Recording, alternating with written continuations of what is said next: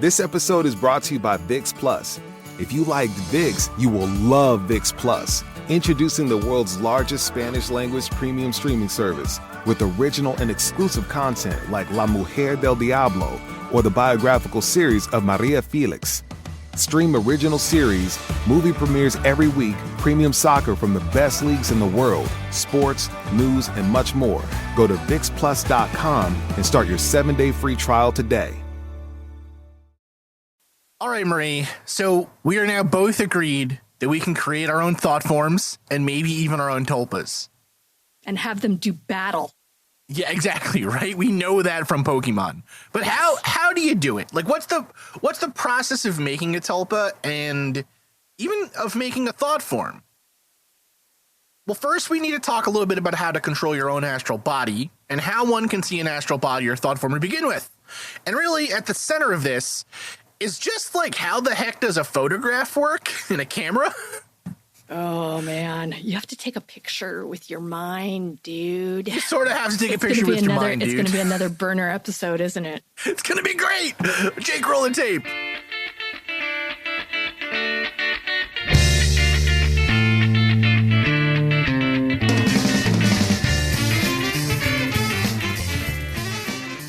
All right, so we're really leaning heavy into that demographic, I feel.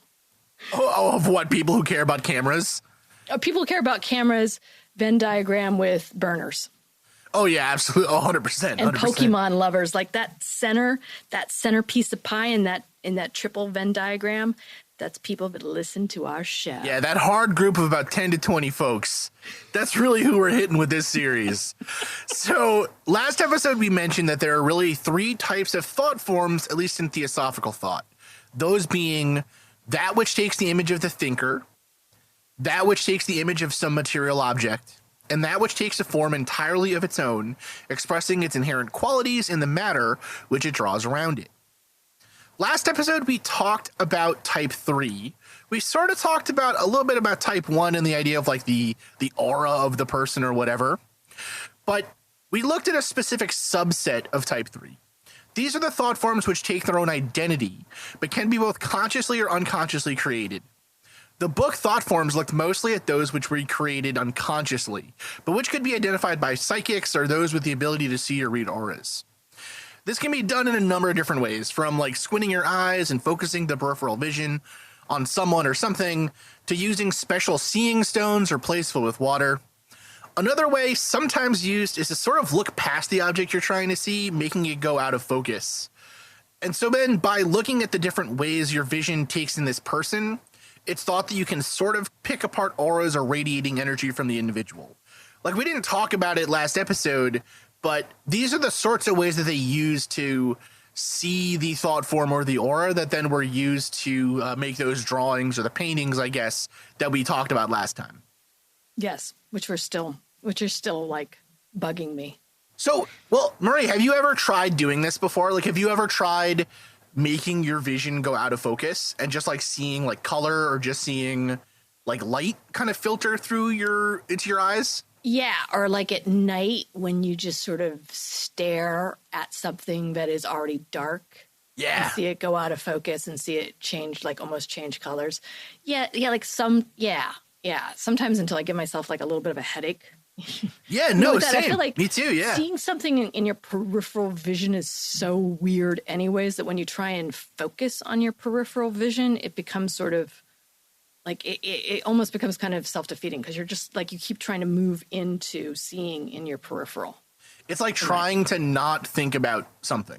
Right, exactly. Yeah, you always realize like, wait a second, I'm thinking. Yes. Wait a second. I'm just looking instead of using my peripheral vision. Right, I'm just looking at this damn thing I'm just now. staring at it. Solid. Yeah, the way that a lot of this theosophy, like, so remember, right, the time period we're talking about when these ideas really developed, we're talking about like the 1910s, like late 1800s to like the early 1900s. So like say like from like 1880s to like the 1930s-ish.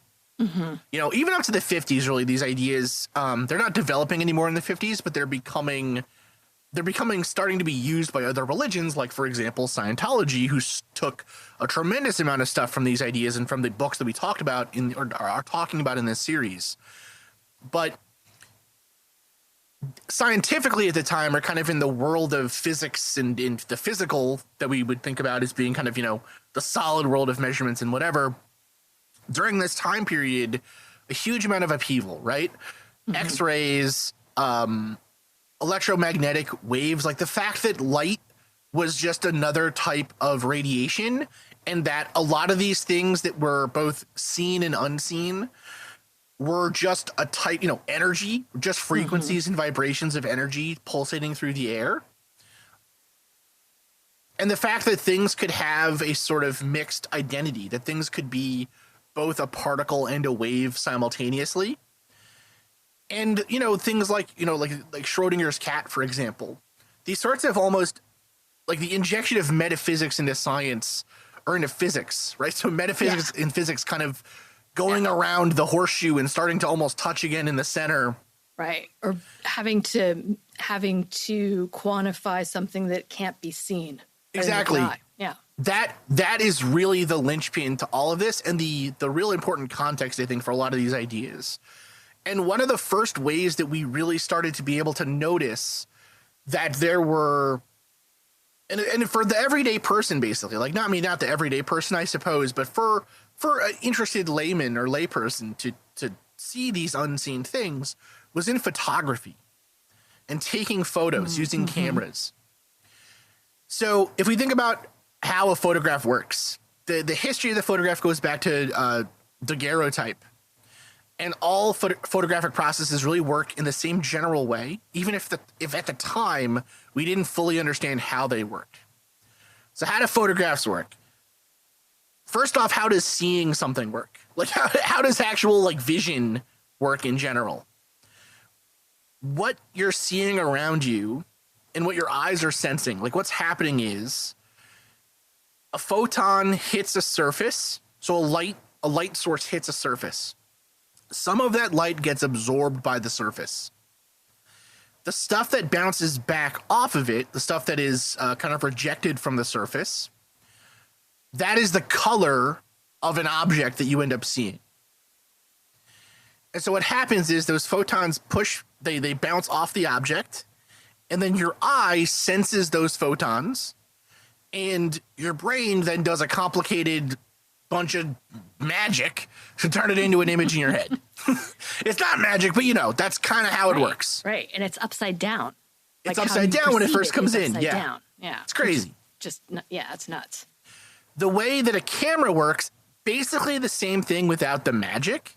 So the way a camera works is if you had a surface of something that changed color or changed form when light touched it, then by directing a lens or directing a concentrated beam of light through a lens, for example, at that surface, you could take a picture, or you could get basically a smaller version of the photons that you're seeing out there in the world. Does that kind of make sense? It does. And it's just, I think when I look at it from more of a cultural standpoint, it's like an art history standpoint, like the advent of daguerreotype and photography is so revolutionary and so different than any other medium that was out there. And how people appropriated it and used it was, just had sort of more of a mythos and more of lore behind it than sort of your normal painting, your normal plein air. I'm going to go outside and I'm going to paint this beach landscape, and and then it's sort of this over time captured versus even with the daguerreotype that took it took some time to develop, or it took some time to actually take, but it was still almost instant. Well, it's like capturing a moment in time. Yeah. It's kind of the feeling. And also it's the single most accurate way to get an image of what stuff looked like. It's right. It especially removes... at the time, it was like fact, right? Which we know is not true. Like photography is not it captures an image, but whether that image is contrived by something else is, there's no absolute truth to that image. But at the time it was thought of as like, this is the absolute truth. Like this is capturing that person, and even almost more on a metaphysical level, like you were talking about, like capturing the essence or the actual everything else that was happening kind of in the ether around that person. Well, it also creates, again, at the time, a lot of the philosophy that we're pointing back to at the time of this period, right? The 1910s, 1920s, back to, like, say, the 1880s, it's sort of a resurgence of Platonism and the views of Plato. And again, that had a concept of there being the physical world, and then the world of forms, the world of abstracts, of perfect representations of things. And suddenly the camera comes around, or this technology comes around that seems to be able to make perfect representations of things. And a lot of these questions of memory, of how do I know if my memories are real? How do I know if what I'm seeing is real? Of these other things? Well, the camera kind of solves all that.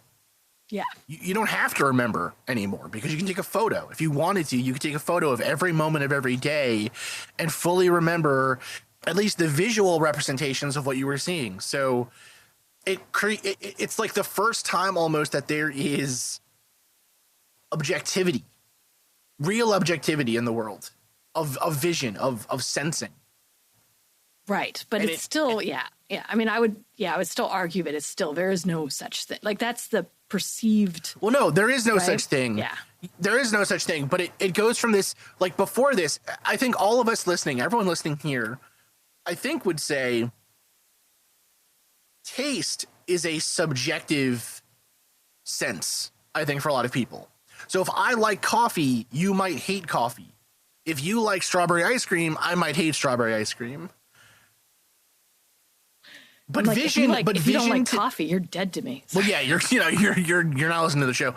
But vision, like sensing or seeing things, we consider to be almost an objective sense. We consider everyone sees the sky the same way. Everyone with working eyeballs or eyeballs that can see color effectively or whatever, we assume that everyone sees the world around us the same way, because we almost think of seeing as it's like seeing the world as it objectively is for everyone, not just how we perceive it.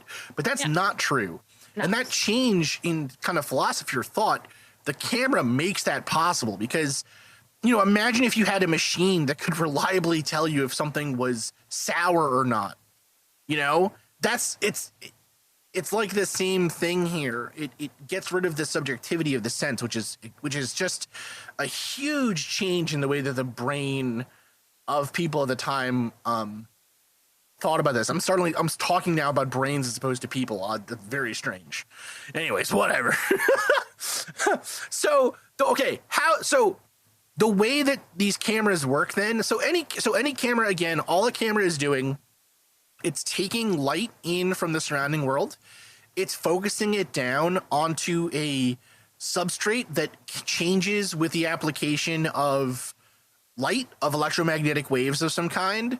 And then when that thing is exposed to enough light for enough period of time, it develops, right? It changes. You let the chemical change happen, and then you have an image caused by those light beams hitting the surface of the material. And so that's why, like a camera, it flashes, because it goes from dark, where there is no light being allowed in, to a moment of light being allowed in, and then closing it back up again.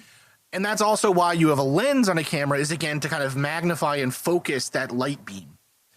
So that when it hits the surface, you don't end up with, like, you don't need a one-to-one representation of, like, the world around you in terms of size. You can get a small picture or whatever. And so the first types of cameras, like daguerreotype, used a copper-silver plate, which had a chemical, like a liquid chemical on the surface on it that changed upon exposure to light. Other materials can do this too, with different types of different types of electromagnetic waves. So, for example, stuff that we can't see, can cause these sorts of changes to lenses or not to lenses, but to materials, right? So X-rays, for example, is a great example of this. An X-ray can also create a photograph, but it'll only, the stuff that X-rays get absorbed by, the only things X-rays are absorbed by, or not absorbed by, I should say, are bones on the human body at least. So if you took an image using a substrate that was only chemically changed upon the addition of X-ray to it, the only thing you'd see were spooky skeletons. Right. And that's what we see. Terrifying, right? Or the worst type of camera. A certain type of like liquid contrast, then you're able to see organs, right? Exactly. And how organs are functioning, which is insane as well. Yeah. And so these methods of like, so you have people out there with cameras at the time, and they're realizing like, hey, if I use other photosensitive materials, I can get pictures of stuff that my eyes can't see.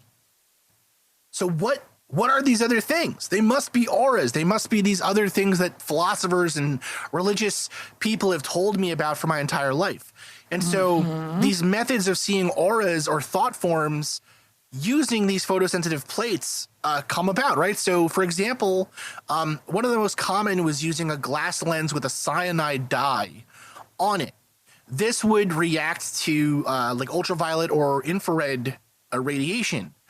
And so that seemed to be, because again, you're seeing like the heat radiate off of a person's body, that seemed to be the aura of somebody.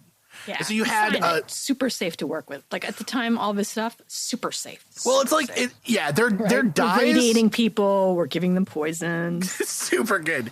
To be fair, cyanide, they're cyanide compounds. It's not like it is cyanide, it's right? not But like still, it's like, you're x-raying people and you're like, I'm seeing your spirit. And it's like, no, you're just giving them cancer, but cool. I guess cool. I don't really know what to say.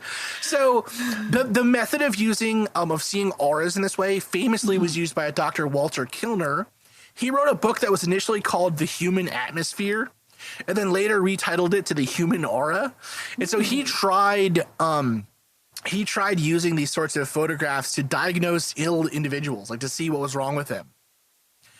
Another method that we talked about last episode was by Dr. Baraduc, and he used what's called electrophotography. The way that this works is you basically are applying a voltage to a material. That voltage you're applying creates what's called a coronal discharge. A coronal discharge is like, have you ever been to like a science museum and seen them electrify like 2 Tesla coils and then there's a bright light that goes between them? That's the coronal discharge. Yeah. Or like the color around the electricity, that's the coronal discharge. And so the way this worked was you'd put a material, so you have like a layer of a bunch of different thin pieces of material. So you have a insulated layer on the bottom, then a metallic plate which can conduct electricity, then a layer of glass, a layer of photographic film, and then at the top of that, you put the objects you want to see the aura of. You then shock the shit out of it, and you create a coronal discharge that leaves an impression on the photographic film. And so, on whatever you're doing, and whatever you're shocking. These are like really cool photos. Some of them, though, like some of the coolest ones they did were with leaves. And I don't know if you've ever seen them before. They're kind of famous-ish photos, I guess, in the history of photography or physics, I suppose. They're really cool, actually. So you end up with these very strange mixes of like sensitive chemicals, substrates, and all kinds of invisible stuff that you could suddenly photograph and get objective proof for. Yeah. And really quick, I think the one thing that also, again, from a cultural standpoint, that to me is so interesting and seems like it just happens time after time is you have scientists that are, I think, in good faith trying to find the measure in photography of, like, they believe in the aura, right? They believe that they're trying to find something that hasn't been seen by people before. And it's a scientific study. And then you have just the straight up fraud, right? Well, yeah, which comes relatively soon. Like it's always like you have true scientific, measure and method and the application of, and then immediately right after you have people that are like, hey, you know what? I think I can make a buck out of this.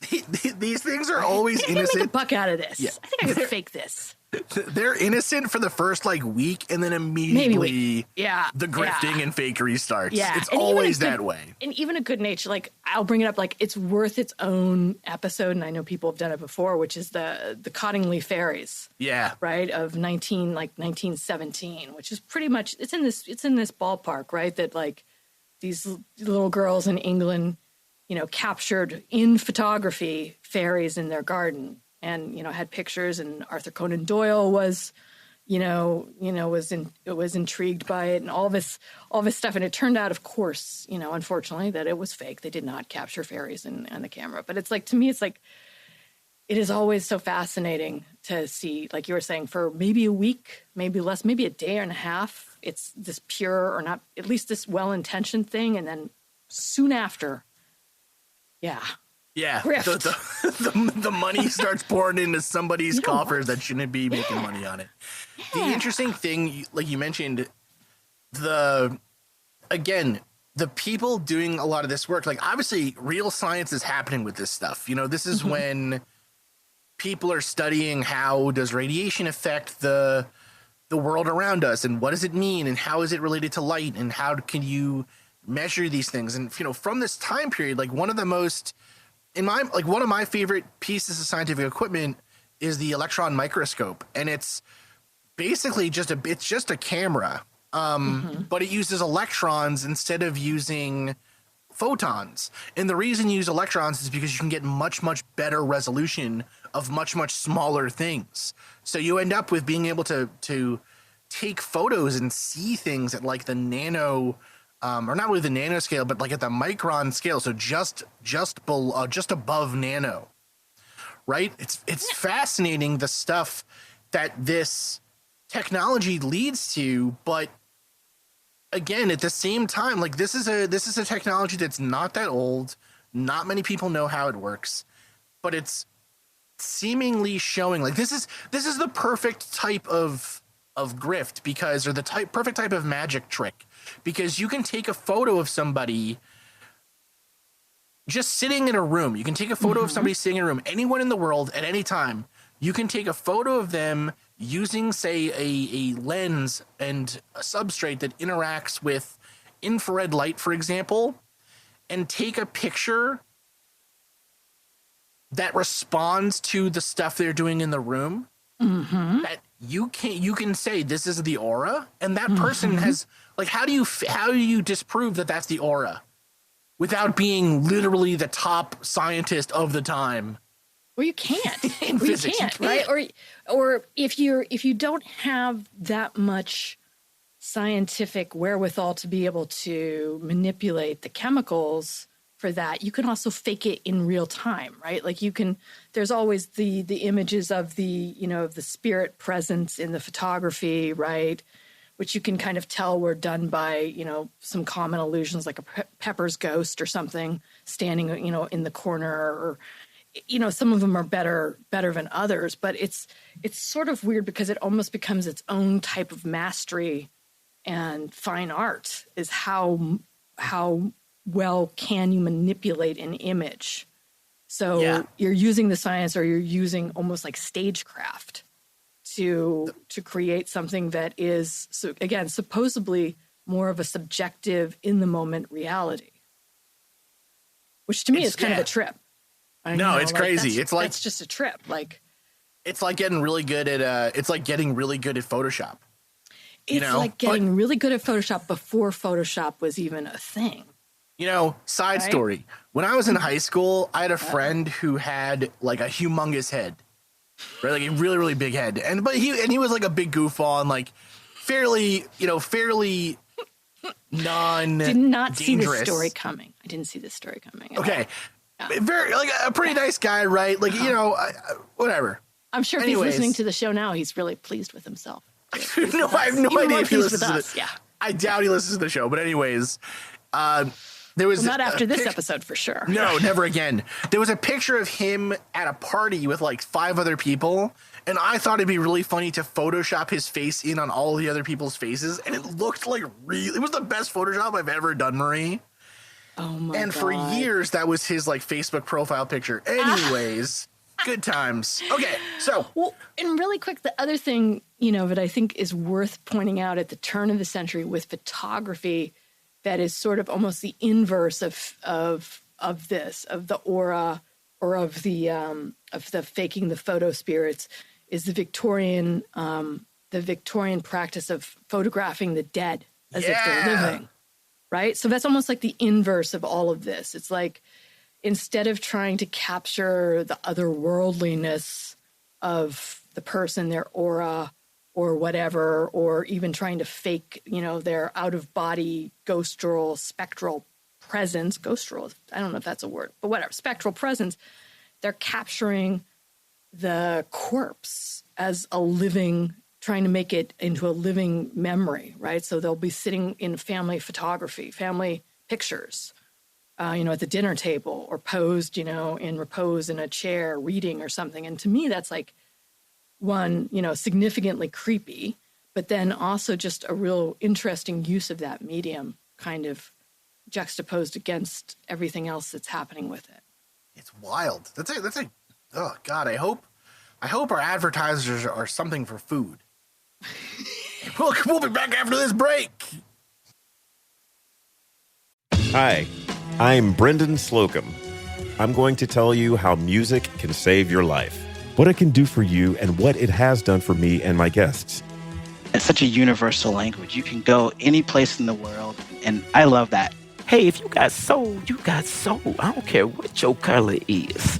I think music needs to be something that helps us to know what we all have in common. How music can save your life. Find it wherever you listen to podcasts. All right, so all of this has to do with the kind of science that was going on at the time. Mm-hmm. Another field, though, that was just really getting its go was psychology and the study of consciousness. At this time period, we have things like mesmerism, we have hypnotism, we have, people like Freud and these real deep studies of the way that the mind operates and thinks. And we're starting to give some flesh to the world of psychology and the way that consciousness works. And that has a lot of bearing on the first type of thought form, that which takes the image of the thinker.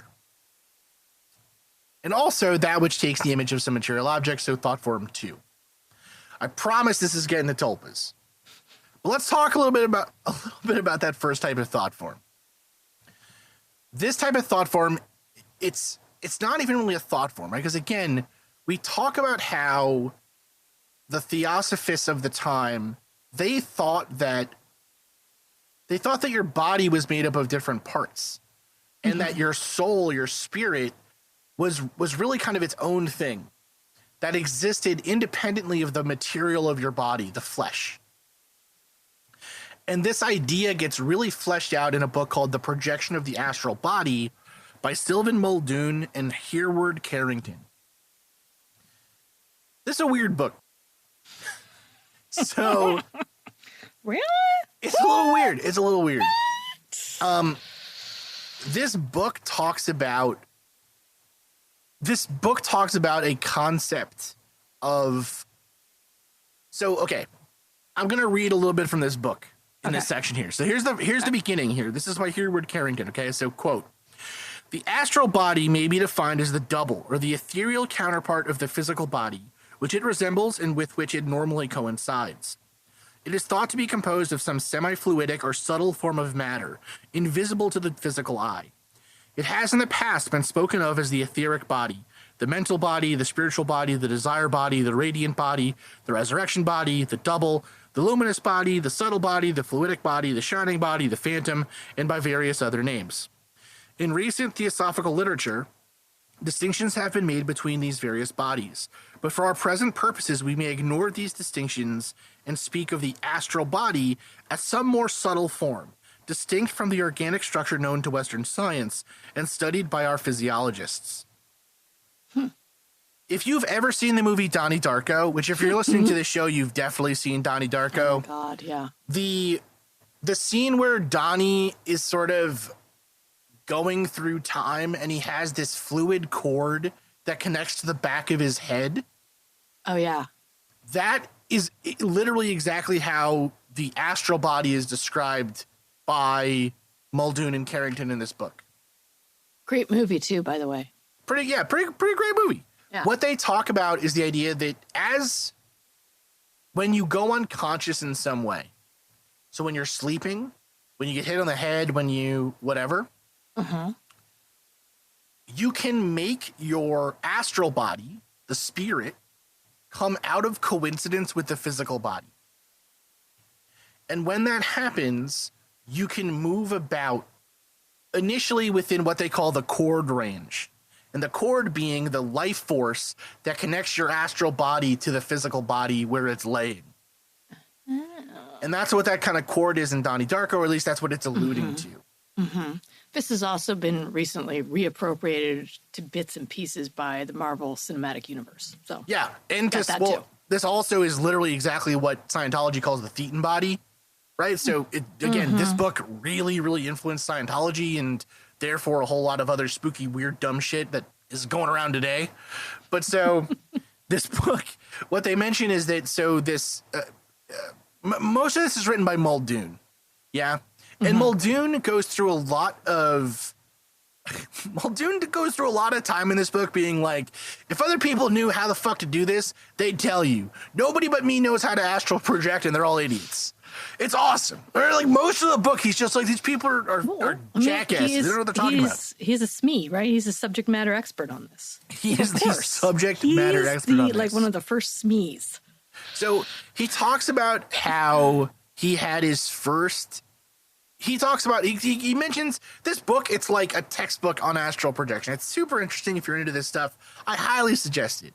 He talks about a huge amount of effects or things that cause the astral body to come out. You know, what happens when you accidentally, like he mentions that you can, a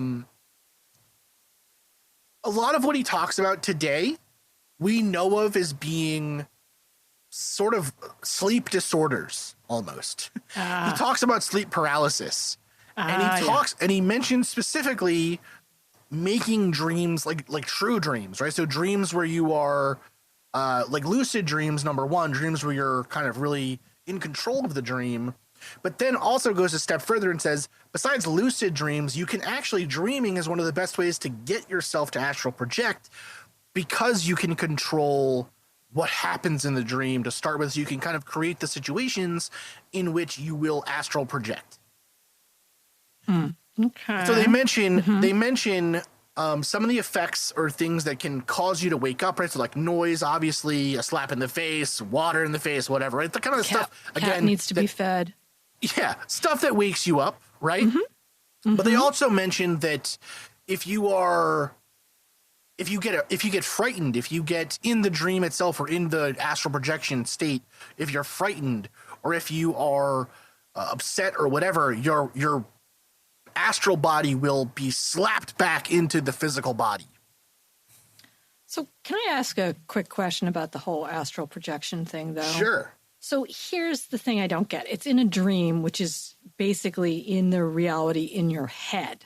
Yeah. Right. So it's not in the quote unquote physical world. Right. So isn't it just really a dream? I mean, even if you're just astral projecting in your head, it's a dream. So they make a distinction between, even if you can control it, it's still a dream. They make a distinction between true dreams and just lucid dreams. Okay. So true dreams are, you're in your underwear carrying a tuba being chased by Nazis, that type of thing. No. So those are just dreams. So I guess they make three distinctions. Those are just dreams. Those are dreams. That's very specific, Maria. If you dreamed that recently, they make a distinction between three dreams. Okay. Yeah, they make a distinction between three, right? The normal dreams you have every night where you're in no control and weird shit happens. The dreams where you are in control but you're not astral projecting, those are called lucid dreams. And then the dreams where you're astral projecting, what they seem to, and those are the other distinction, right? So this is what they mention. But astral projections, you're actually in the physical world, right? Because yes. Okay. All right. Well, So you that's have the to have thing. that crossover, though. I mean, I'd argue that if it's all in your head, it's all in your head. Like that, I would See, but that's- assume like astral projection is like you're physically projecting your unconscious self into the physical world because you're able to see things in the physical world that you wouldn't normally be able to witness. So Muldoon, because again, Carrington is mostly like the editor of this. Muldoon is the one who wrote the bulk of this. Muldoon says Muldoon actually is different than other theosophists or people writing at the time about astral projection, in that he says he's like, listen, I've been astral projecting since I was like 12. Yeah. Listen, people. And so he says he says that never in his entire time of astral projecting has he ever seen like a higher state of consciousness, the Akashic record, like any of that other crap that other people mention. Yes. He says for all those noobs. he those says for all amateurs. he says for all intents and purposes, essentially the world that you're walking as you astral project is the physical world as far as he can tell. But it is a little bit of a gray area. Like, are you, because you can't interact with anything in the physical world, really. Right. He says he's only been able to move things twice ever, and they were like stupid things. He like moved the phone off the hook once, I think. And another one was like, he moved a lamp in someone's room or something. He calls himself and he didn't mean to, right? So this is, okay, look, this is what he says. Okay, this is how he talks about the dream control method. Okay. 1. Develop yourself so that you are enabled to hold consciousness up to the very moment of rising to sleep. The best way to do this is to hold some member of the physical body in such a position that it will not be at rest, but will be inclined to fall as you enter sleep. So one method he talks about is like having your head up a little bit, and then as you fall asleep, it kind of falls forward. 2.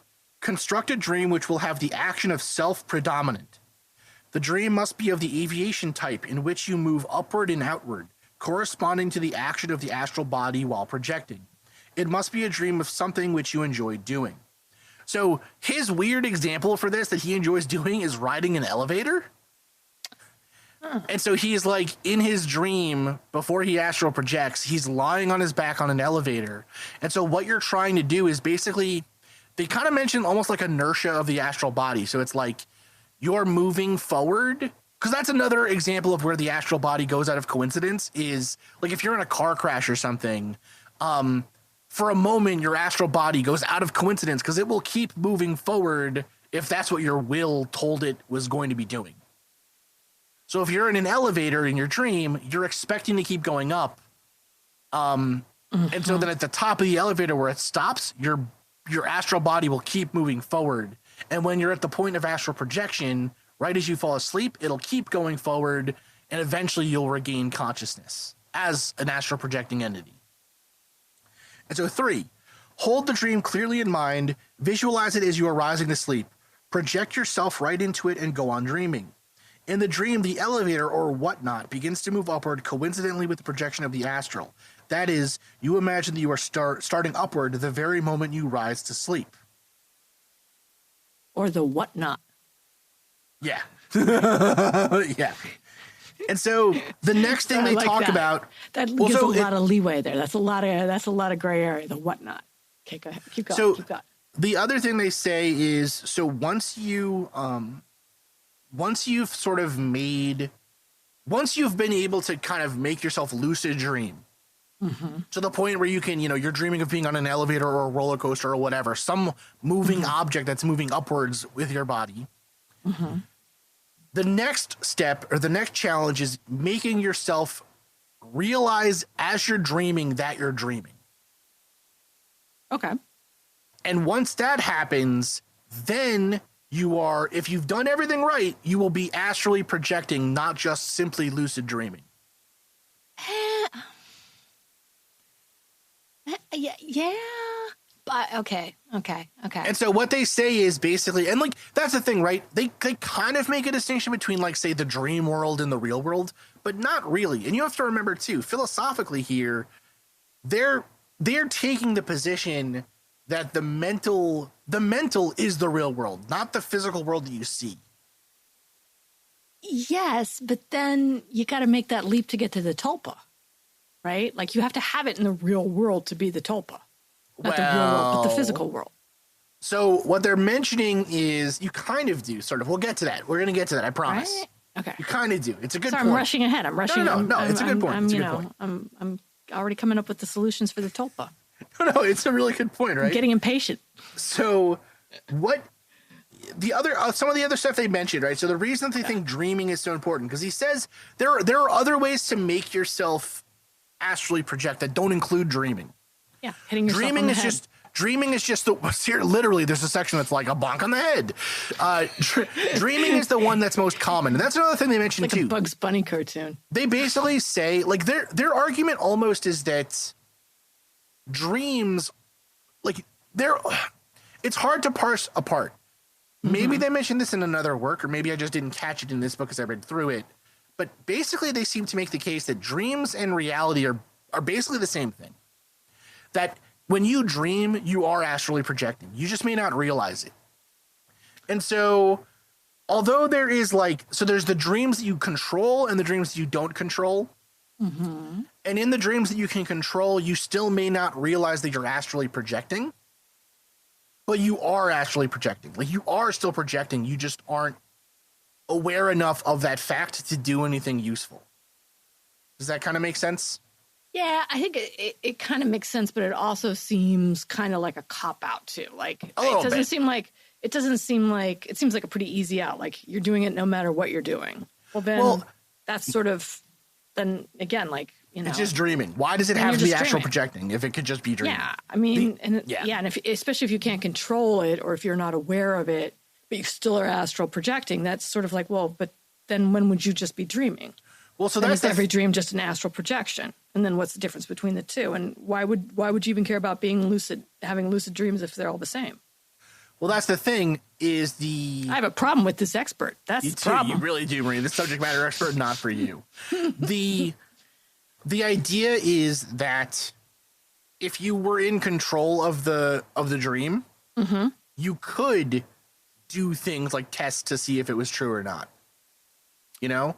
So, for example, although in the dream you could maybe go to weird places and make weird things happen or whatever, those are just sort of fantasies of the dream. Yeah. Yeah. What they're saying though is that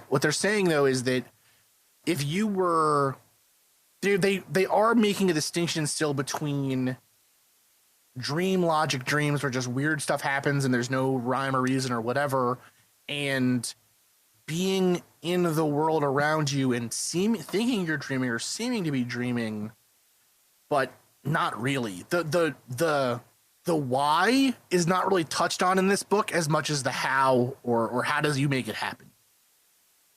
You know, they kind of don't. There are a number of times in the book where they're like, you know, how it is that you're in the world around you or whatever, I don't know, but I know you are. This is how you can do it and test for yourself. Okay. But I think a lot of your questions, though, would lead to other people's work where, like, well, no, you know, maybe there is like a lower dream world where weird stuff happens and there's the world of the real that we live in.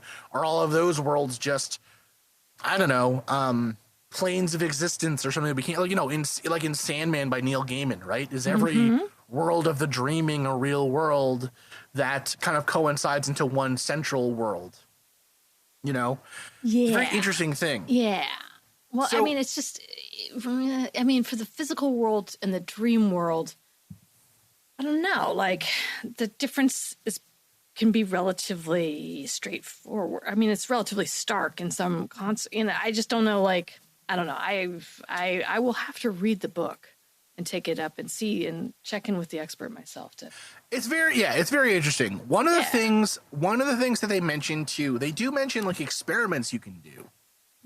You know, so they mention like you can have somebody who is the projector and then somebody in another room who is the receiver, let's say, of the projection. And so the projector can appear in the room of the receiver at night while they're sleeping. Right. So while that person thinks that they're sleeping, a projection of the person can show up and see them or whatever. Or he mentions how Like he doesn't mention how the dream world works or whatever, but he mentions how, in his view, ghosts are just astral projected bodies that exist out there, that have never realized that they are, like, he mentions again this an important concept in this book of the will, of the energy or the intention that you bring or that you manifest is what your astral body will do. And so if someone dies at the moment that they're doing something of importance or has great will, then sometimes their astral body will just be stuck because they're constantly in the loop of trying to fill that will feeling that they had, right? Or whatever. And mention specifically that, you know, one of the things they say is that if the cord that connects your astral body to your physical body is ever broken, you'll die. Like, you die. If you die in the dream, you die in real life, Marie. That is my favorite trope. That right there is one of my favorite tropes. So scary. And so, but again, reading this book with more than passing knowledge of, say, like, dream psychology and weirdness today, because I've had weird dreams my entire life. Mm-hmm. Reading this book today with knowledge about, like, well, what, you know, falling dreams are pretty common, flying dreams are pretty common, mm-hmm. all these other things. It's hard not to see that a lot of this is just like, this dude is a lucid dreamer on, you know, he's someone who's doing, you know, he's doing mushrooms and not realizing, or like he's self-hypnotizing. He is causing himself to have these, not that mushrooms, you know, you need to do mushrooms to be able to do this stuff, but, you know, he's lucid dreaming and trying to make sense of it, but maybe it's just lucid dreams, like you said. Maybe, I mean, I'm just, you know, could be. So how does this end up with tulpas? We still haven't touched on really how we get to tulpas. Tulpas, again, are that third kind, right? Mm-hmm. That thought form which takes a form entirely its own, expressing its inherent qualities in the matter which it draws around it. Now, Carrington and Muldoon only mention this type of thought form once, really. Throughout the book, he says, you know, other people have warned me that as you astrally project, there's danger that something else will find you, or you'll meet with an evil will or a bad will or whatever. Mm-hmm. Mm-hmm. And he says he's never had it happen to him except for one time. And so this is what he says. Interesting. He says, in 1923, a man living in my hometown died of cancer of the stomach. This man's wife was well acquainted with my mother, and a few days after the funeral chanced to be talking to her. She, the wife of the dead man, confided many things to my mother and told her the real character of her husband, F.D. He had been a brute, all bad according to her story, and some of the things which were said concerning the dead man aroused within me a hatred of him. I remember very clearly standing back and taking in the conversation between this woman and my mother, and how my blood boiled with rage against the dead man. This conversation took place about 7:30 p.m., and by 9 o'clock I had forgotten the incident. That night, on going to sleep, I experienced a conscious projection. I had undergone the primary stages very perfectly, landing upon my feet just outside cord activity range, and I was free. I walked ahead a few steps, then stopped to look back at my physical body. One seldom fails to do this. My eyes one. God damn it. My eyes encountered an ominous spectacle, a terrifying sight. There stood FD, glaring at me like a maniac. I shall never forget the savage look upon his face as long as I live. I knew instinctively that he meant revenge, and was frankly terrified. I did not know what to do, but before I had time to do anything, he leaped upon me. We fought for a few moments, he getting the better of me, as he cursed and beat me with all his might. His strength seemed greatly superior to mine at the time, but in a moment I suddenly realized that my controlling power was pulling me in. So that's another thing that he mentions. When you're in danger in a dream, or when you get nervous or whatever, your astral body will sort of fly back into your body, like the cord is pulling you back. Yeah, makes sense. Okay. When this power came to my rescue, God damn it, Marie. It's like a bungee cord. When this power came to my rescue, FD seemed like a mere pygmy in strength. For I moved man, that doesn't seem like it's kosher today. No, it doesn't. For I moved steadily toward my physical body, he clinging onto me as I did so. When I was inside cord activity range, even greater power seemed to overwhelm me. I was raised into the air horizontally in spite of all the fiend's efforts to hold me, pulled to a position directly over my physical body, and dropped. A drop that caused probably the most severe repercussion I have ever experienced, as I became physically alive again. I was throughout as conscious as I am this very moment, as you are reading this account. Skeptics may say that this was a nightmare, but I know when I am conscious, and I know what is real when I am conscious. It was no nightmare. It was real. It was as real as any tussle with a flesh and blood devil could be.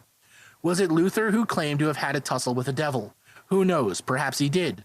Although I have never read them, I have been told there are other accounts in Spiritist literature not unlike this one. So, what? So, go ahead. Go ahead. So again, but he draws it. So I think the thing that's kind of, pointed there is he draws a distinction. Like I was awake. I was in the waking world, right? I was in the physical waking world.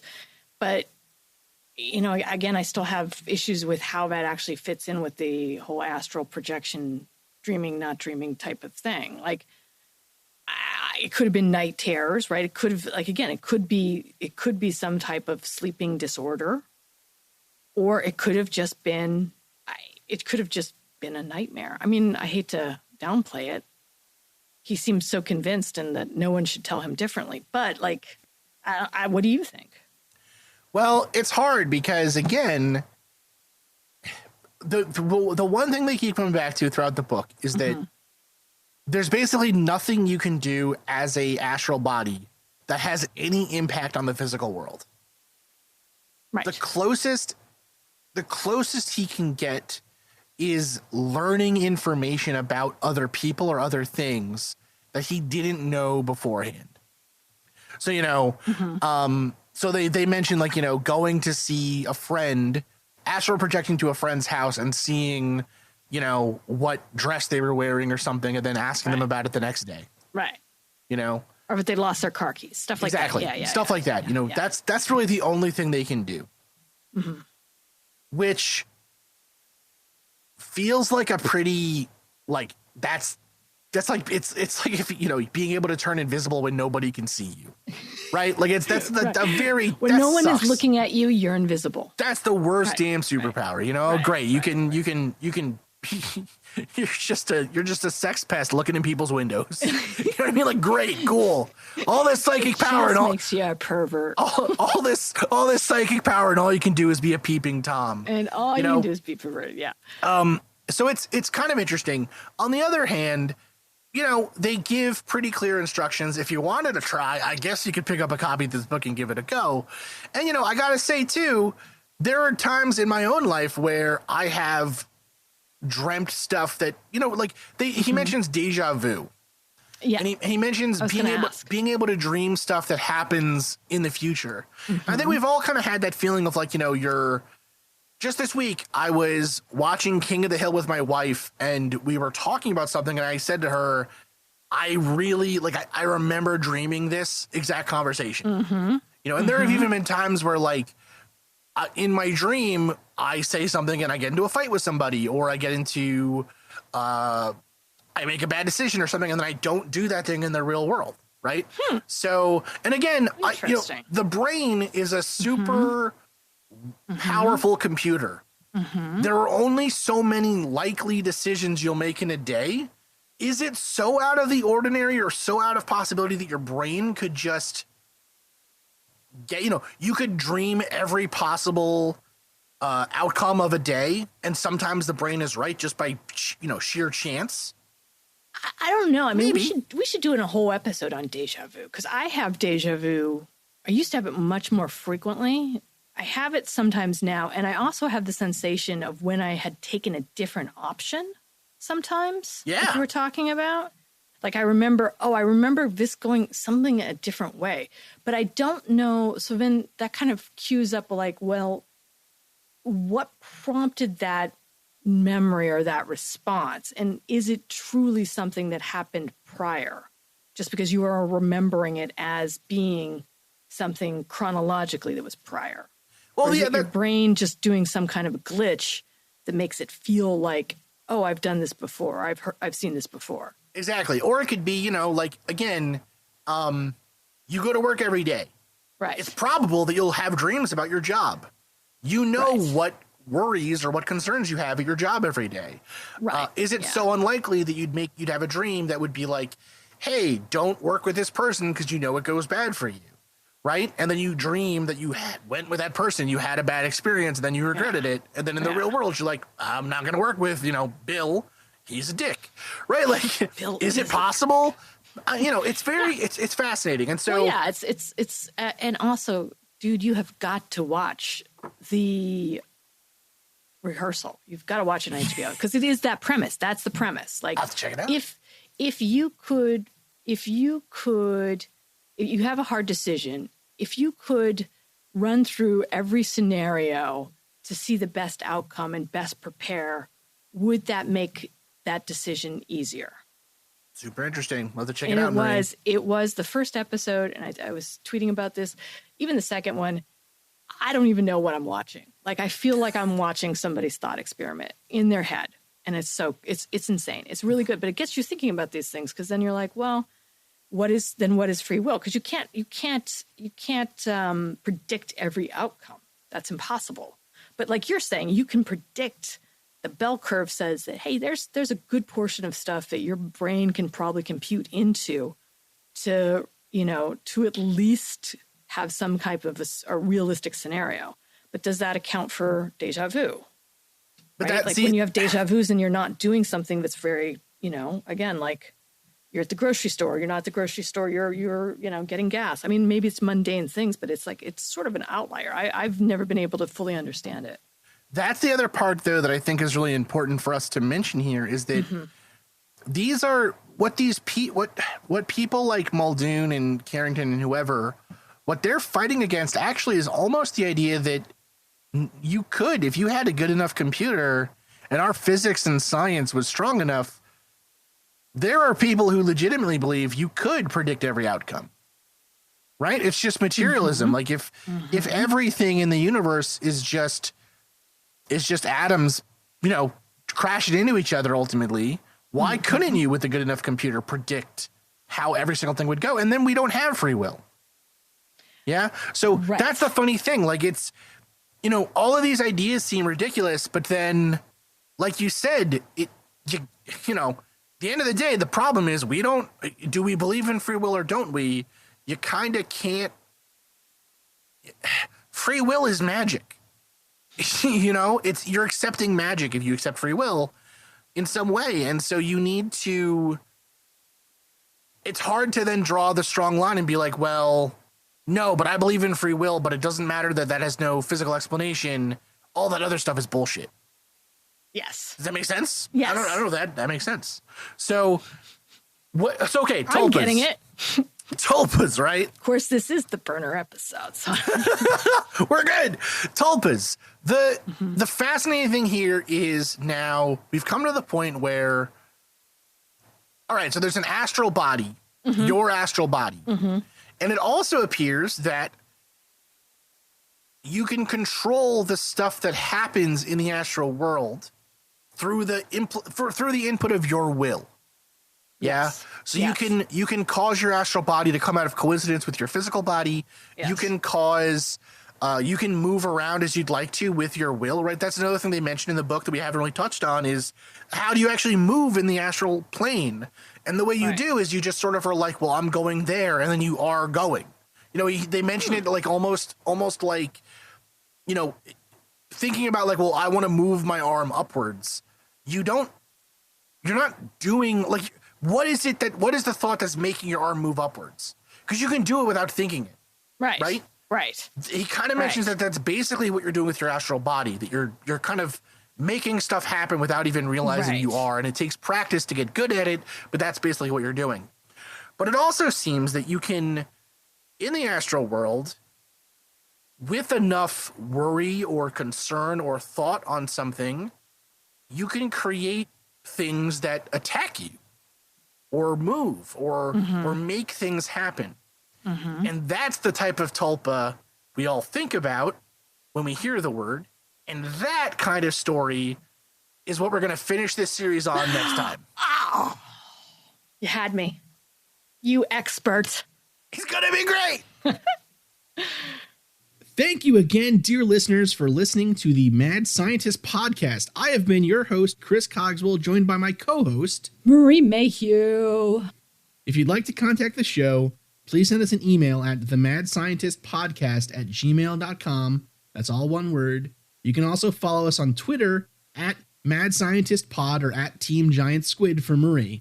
And of course, you can see us on Facebook, on Instagram, and all over the internet as the Mad Scientist Podcast. And again, our logo is the one with the pumpkin head, so it's easy to see. Mm-hmm. If you've enjoyed the show tonight, please consider supporting us on Patreon, where the money that you give to us will help us to promote this show further, to make it better, and just to spend more time making it. Because we love doing that. We do love doing that. Our logo was designed by Carrie Shaheen. Our web design is done by Desdemona Howard. Woohoo! And our sound design is done by Jake Cardinal. Thanks again for listening. Thank you. This has been a Damn It Chippy production. Hi, I'm Brendan Slocum.